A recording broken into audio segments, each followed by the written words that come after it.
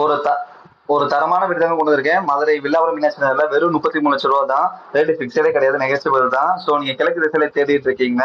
So ரொம்ப நாள் எனக்கு கேட்டுக்கிட்டு இருக்கீங்க. அதனால வந்து உங்களுக்காக கிழக்கு திசை நாங்க வீடு கட்டி தந்துட்டு இருக்கோங்க. ஸோ சீக்கிரம் வந்து பை பண்ணிக்கோங்க.